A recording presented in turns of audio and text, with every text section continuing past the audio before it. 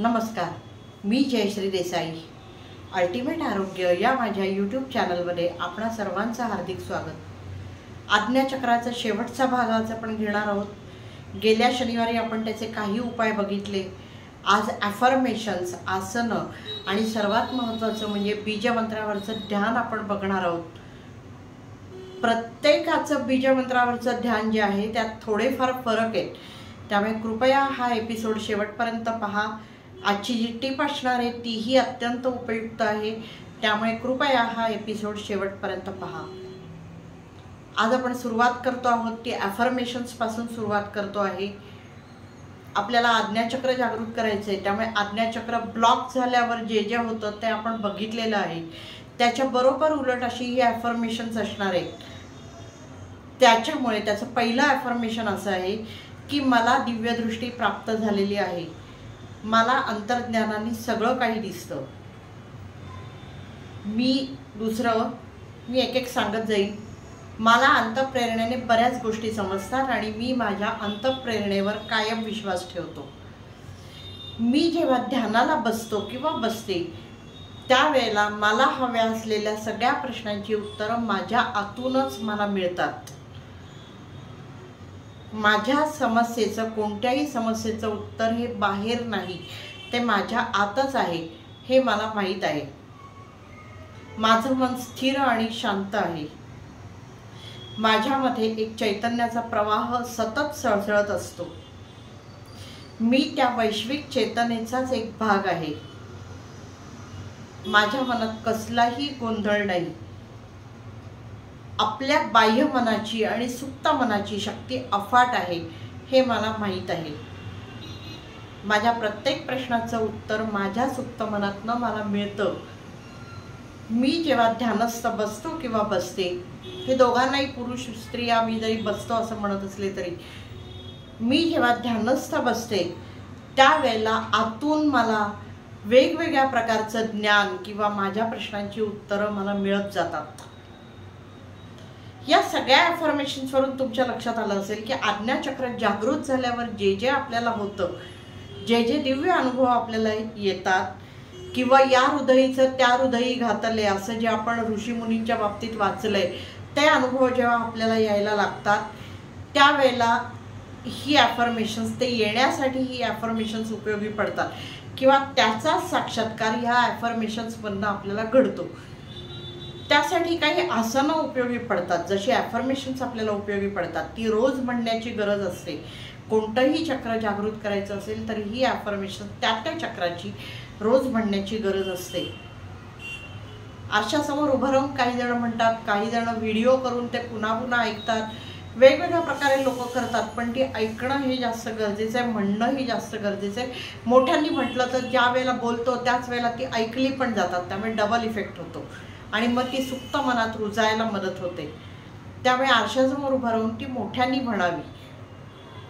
आता आसनं, पश्चिमोत्तानासन, उष्ट्रासन, पद्मासन, शीर्षासन, अधोमुख श्वानासन, ही सगळी आसनं यासाठी खूप उपयोगी आहेत आज्ञाचक्र जागृत करण्यासाठी.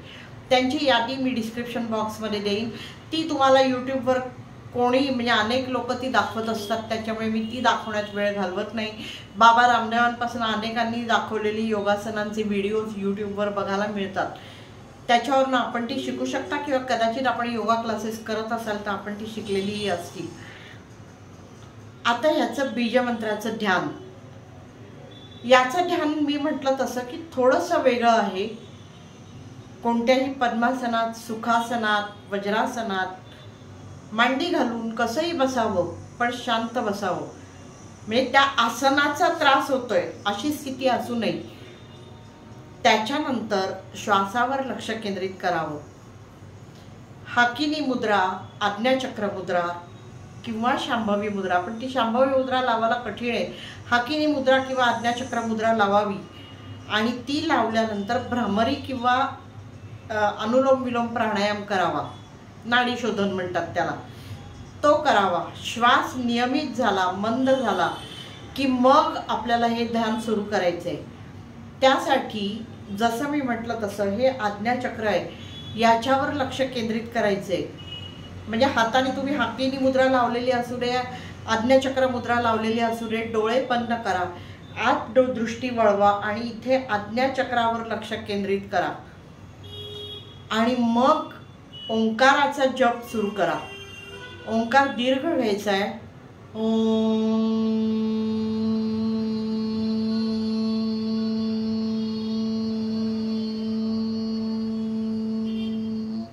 त्या सगळ्या वेळेला दृष्टी इथे केंद्रित असली पाहिजे आज्ञाचक्रावर।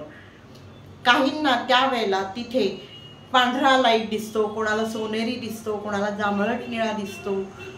मला अमुकच रंगाचा लाईट दिसला पाहिजे असा आग्रह करण्यात काही अर्थ नाही।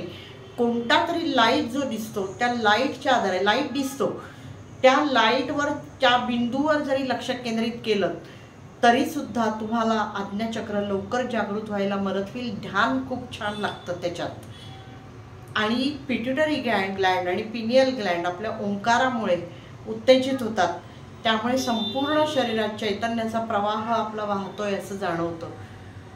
जर आज्ञाचक्र मुद्रा लावली असेल तर 5 मिनिटापेक्षा जास्त ती लावायची नाहीये।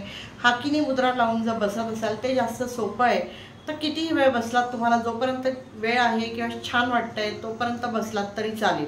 मात्र ह्या इथे दृष्टी आत फिरवल्यामुळे दृष्टीवर अतिरिक्त ताण येतोय असं जर लक्षात आलं तर मात्र लगेच थांबा, नाहीतर दृष्टी, कान आणि मेंदू ह्या इजा होण्याची शक्यता असते।